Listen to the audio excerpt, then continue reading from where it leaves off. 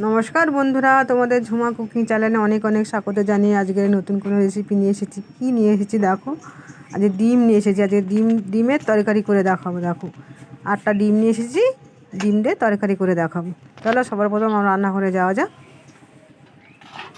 দেখো রান্নাঘরে চলে এসেছি। আজকে ডিমটা কী দিয়ে করবো সেটাই তোমাদের দেখাবো। আজকে আমি পুঁই শাক দিয়ে ডিম করবো। পুঁই শাক দিয়ে আলু দিয়ে ডিমের ঝোল করবো, সেটাই তোমাদের দেখাবো। দেখো সবার প্রথমে আলুগুলো কেটে নিচ্ছি। এইভাবে আলুগুলো কেটে নেব।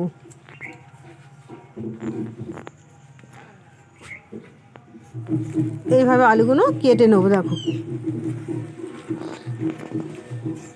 বন্ধুরা, সম্পূর্ণ রেসিপিটা দেখতে থাকো। আমি কিভাবে ডিমের ঝোলটা করি, পুঁই শাকের আলুতে কীভাবে ডিমের ঝোলটা করি সেটা তোমরা সম্পূর্ণ দেখতে থাকো। আলুগুলো এইভাবে সাইজে কেটে নেব।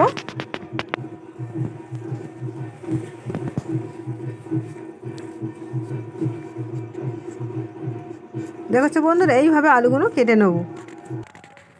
তা আলুগুলো এইভাবে কেটে নিচ্ছি। দেখো বন্ধুরা, তো বন্ধুরা তোমাদের সঙ্গে একটা কথা বলে দিই। আমি আমার আগেকার চ্যানেলটি হ্যাক হয়ে গেছে, তাই জন্য আমি এই নতুন চ্যানেলটি খুলেছি। এই চ্যানেলটিতে রোজ ভিডিও আপলোড হবে। এই চ্যানেলটি তোমরা সবাই সাবস্ক্রাইব করে নিও। দেখো আমি এবার আলুটা কেটে নিয়েছি, নিয়ে এবারে ধুয়ে পরিষ্কার করে নিয়ে আসবো। দেখো এইভাবে আলুটা কেটে নিচ্ছি। দেখো এবার দেখো কত বড় লম্বা পুঁই শাক নিয়েছি। দেখো লম্বা পুঁই শাকটা এভাবে কেটে নেবো।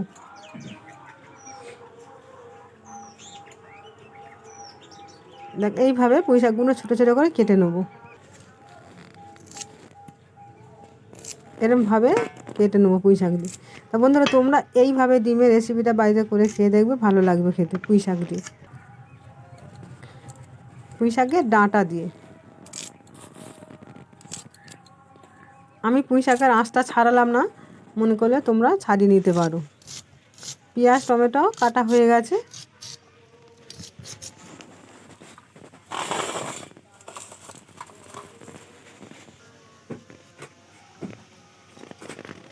পুঁই শাক আলু কাটা হয়ে গেছে, পেঁয়াজ টমেটোটা কাটা হয়ে গেছে।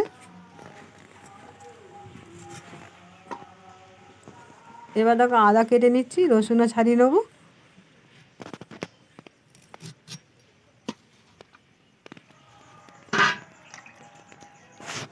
দেখো কেটে ধুয়ে পরিষ্কার করে নিয়ে এসেছি, উনুনটা জেলে দিয়েছি। দিয়ে এবার ডিম আলু পুঁই শাক একসঙ্গে দিয়ে সিদ্ধ করে নেবো।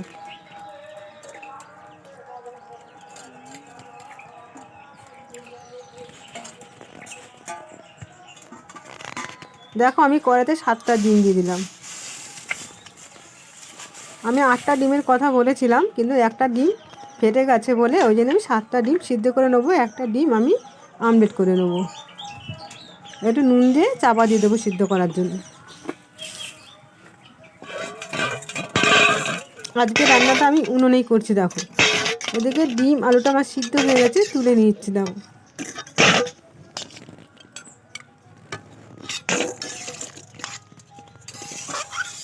তো বন্ধুরা সম্পূর্ণ রেসিপিটা দেখতে থাকো।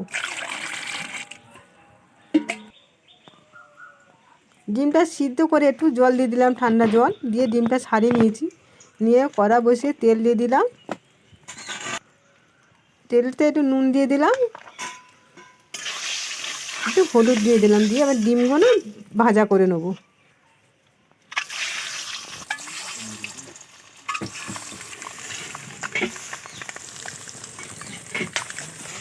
ডিমগুলো একসঙ্গে আর ভাজা করে নেবো। দেখো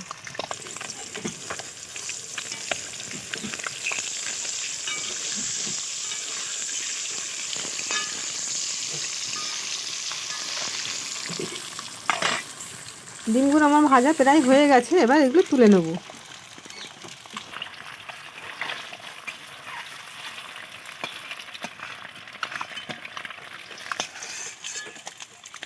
দেখো কি সুন্দরভাবে ভেজে নিলাম ডিমগুলো। এবার একটা একটা করে তুলে নিচ্ছি। দেখো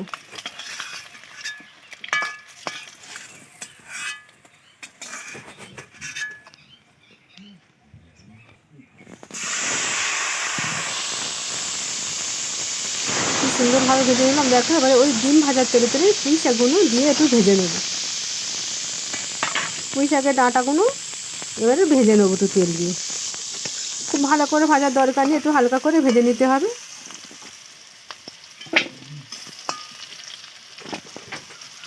দেখো ভেজে এবার তুলে নিচ্ছি, আমি একটু হালকা করে ভেজে তুলে নিচ্ছি।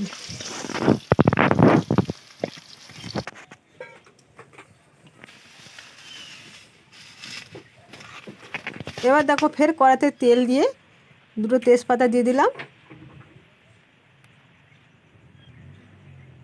একটু গোটা গরম মশলা দিয়ে দিলাম,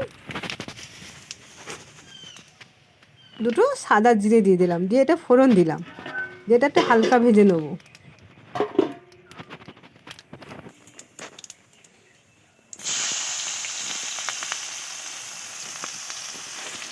এবার দেখো কুচনো পেঁয়াজটা দিয়ে দিলাম, দিয়ে এটা একসঙ্গে মিক্স করে ভাজবো।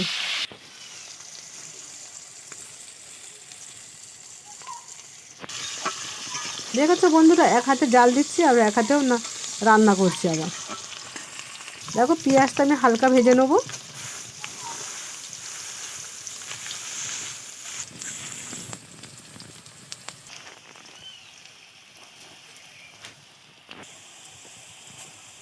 দেখেছো বন্ধুরা, পেঁয়াজটা ভাজা হয়ে গেছে। এবার একটু নুন দিয়ে দিলাম, স্বাদ মতো চিনি দিয়ে দিলাম, দিয়ে আদা রসুন বাটাটা দিয়ে দিলাম, পেঁয়াজ বাটাটা দিয়ে দিলাম, দিয়ে এটা একসঙ্গে ভালো করে কষাবো।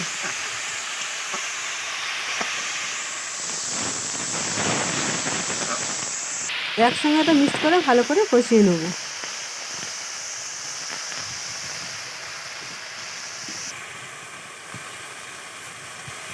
যতটা ভালোভাবে কষাবে ততটা সুন্দর খেতে হবে। পেঁয়াজ রসুন আদা বাটা গন্ধটা চলে যাবে। এবার দেখো টমেটো কুচিটা দিয়ে দিলাম,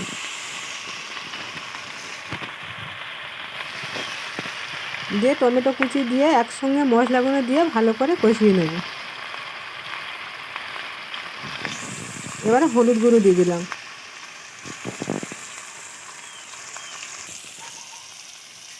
লঙ্কার গুঁড়ো দিয়ে দিলাম,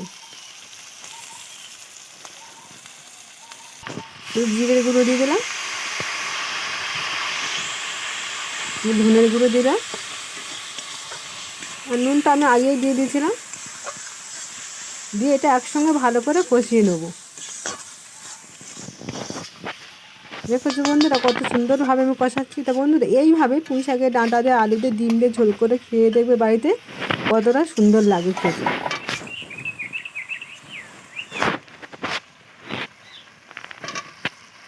দেখো এটা কষানো হয়ে যাবে, কি করে বুঝবো? কষানোটা হয়ে গেলে কি করে বুঝবো? গা থেকে যখন তেল ছেড়ে যাবে তখনই বুঝবো কষানো হয়ে গেছে। এই কষানো মশলাটার উপরে পুঁই শাকের ডাঁটাটা দিয়ে দিলাম, ভেজে রেখেছিলাম সেই ডাঁটাটা দিয়ে দিলাম, দিয়ে এটা একসঙ্গে কষিয়ে নেব।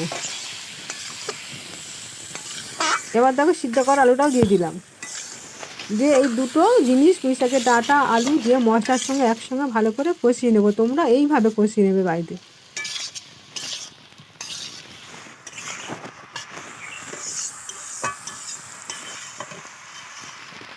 দেখেছো কতটা সুন্দরভাবে কষাচ্ছি।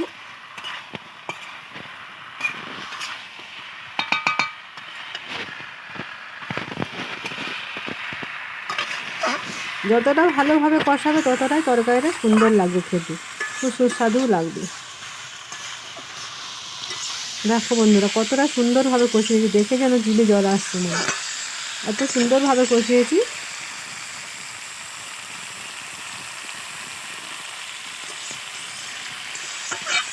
এই তরকারিটা তোমরা মনে করলে একটু মাখা মাখাও হয়ে খেতে পারো, আর ঝোল মনে করলে ঝোল করেও খেতে পারো।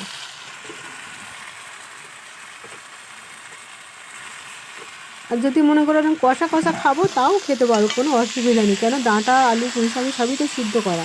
এবার দেখো ওই কষানো আলুর সঙ্গে ডিমটাও দিয়ে দিলাম, দিয়ে একসঙ্গে ফের কষিয়ে নিচ্ছি। দেখো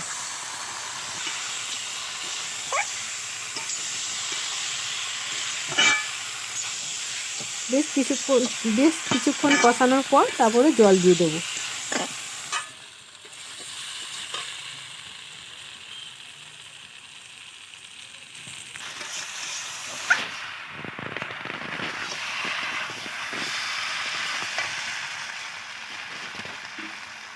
দেখো বন্ধুরা ওই কষানোটা প্রায় আমার রেডি হয়ে গেছে।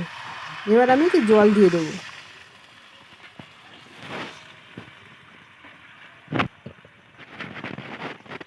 এটা আমি জল দিয়ে দিলাম। এই তরকারিটা আমি একটু ঝোল ঝোল মতন করব, একটু জলটা বেশি দেবো।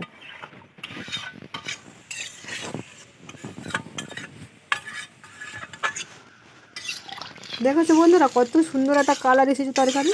আমি কিন্তু এতে কোনো কাশ্মীরি লঙ্কা আমি দিইনি কালার হওয়ার জন্যে।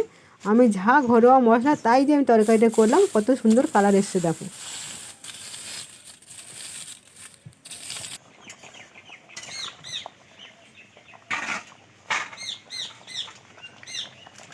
দেখো তরকারিটা আমার প্রায় রেডি হয়ে এসেছে। এদিকে আমার ভাতটাও হয়ে গেছে প্রায়।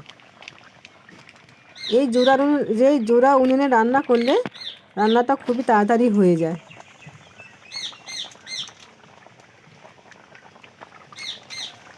এবার গরম মশলা দিয়ে দিলাম। ভাত তরকারি একসঙ্গে রেডি হয়ে গেছে। এবারে আমরা নিয়ে পরিবেশন করতে যাব।